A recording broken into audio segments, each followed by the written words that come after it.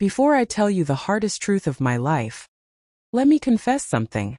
Since childhood, I believed love had a smell, a sound, a rhythm, something warm, something alive, something that grows when you give it away. But life taught me something cruel.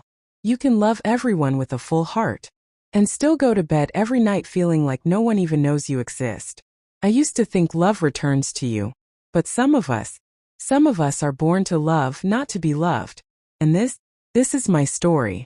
I grew up in a house where walls were thin, but my heart was full. My mother was always tired, always worried. My father, well, he was a silence you could hear. But me? I loved them both with everything I had. I remember once I brought my mother flowers I picked from the roadside.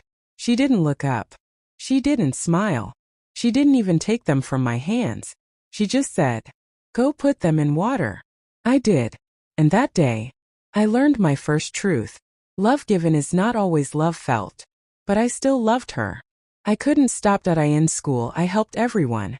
Homework, lunches, secrets, nightmares, broken hearts, fear of exams, fear of life. I was everyone's safe place. Everyone needed me. Everyone used me. But no one chose me. When groups formed, I was the leftover chair in the corner. When whispers spread, they never included my name. I used to pretend I didn't notice. I lied to myself with a smile, telling my heart, "It's okay. At least they need you." But sometimes at night, I would sit by the window and whisper into the dark, "Why can I love everyone, but no one loves me back?" The dark never answered. I was 16 when I fell in love. Not the childish kind.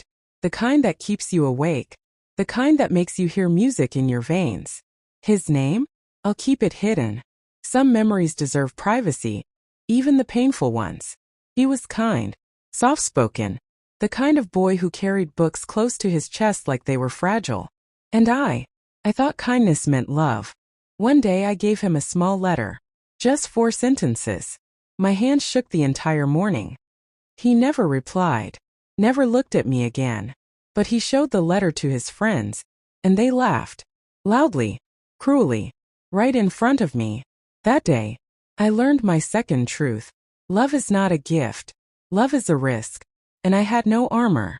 As I grew older, my heart didn't harden. It softened. Like bread left outside too long, easy to break. I cooked for people who didn't stay. I listened to people who never listened back. I helped people who forgot my name the moment their problem was solved. I was a one-way bridge. Everyone walked across me. No one asked if I ever wanted to cross too. Once a friend told me, "You're too nice. People don't value what is free." And that stuck with me. Because she was right. My love was free. My time was free. My heart was free. And free things are always treated as worthless.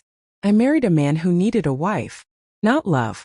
A housekeeper, caretaker, a shadow to stand behind him at weddings and funerals. I told myself, at least he chose me. But choosing is not loving. Choosing is convenience. He never asked how my day was. Never held my hand without a reason. Never said, "I'm glad you're here." Love is not about grand gestures. Love is attention. And I was invisible in my own home.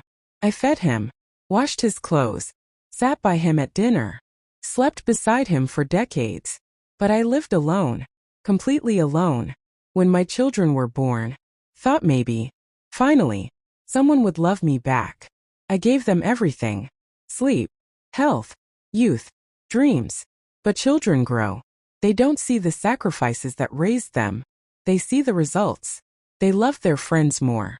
They listened to their teachers more. They trusted strangers more. And me? I was just Mama. A word spoken without thought. A background presence. One day my son said, "You worry too much. Stop it." Another day my daughter said, "You don't understand anything." Maybe they were right. Maybe I didn't understand. Maybe I only knew how to love, not how to be loved. I cooked for neighbors, helped sick relatives, attended funerals, listened to endless problems, sat with lonely people, carried emotional burdens that weren't mine. Everyone said, "You are so strong." No one asked, "Are you okay?" Everyone said, "You're always there for me." No one said, "I want to be there for you." I started realizing something painful. People love the way I make them feel, not the way I feel. There was a night, a long quiet night, when I sat in my room, the lights off, the world asleep. My heart felt heavy, like it was dragging memories behind it. And for the first time in my life, I asked myself, what if I stopped loving? Would anyone notice? Would anyone care? The answer scared me, because it was silence. Silence. That felt like truth. There comes a day in every giver's life where the heart just stops running, not physically, emotionally, like a well that finally dries up, a lamp that flickers its last flame. One morning I woke up and felt nothing. Not love, not anger, not hope, just emptiness. A quiet hollowness pressing against my ribs. I sat at the edge of my bed, my hands resting in my lap, and I whispered to myself, I think I'm tired of caring. And that sentence frightened me, because I had spent my whole life caring. Caring was my identity, my job, my curse, my purpose. What is a person? When the purpose breaks? I didn't know. So I just sat there, a woman with a heart that had given too much, finally receiving nothing. I tried to hide my exhaustion, tried to smile, tried to keep being the person everyone leaned on. But broken things can't carry weight anymore. I began saying no, not loudly, not angrily, just softly. No, I can't come today. No, I'm not feeling well. No, I'm resting. And something incredible happened. The calls stopped. The visits stopped. The people stopped. It was as if the world looked at me and said, if you won't give, you're no use to us. I learned my next painful truth.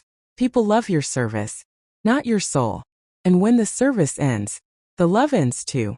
One afternoon I walked past a mirror and stopped. I barely recognized the woman staring back. Her eyes were tired. Her shoulders drooped.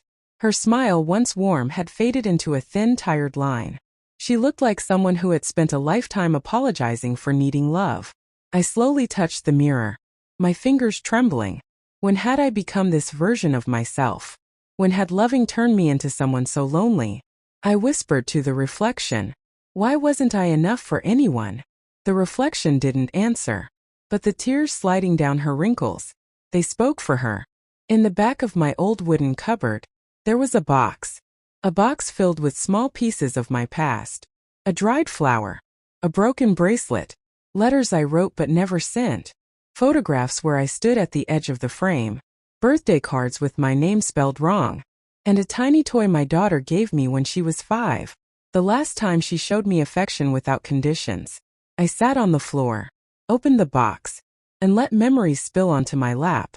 Every object felt like a love I had given away, without receiving any in return.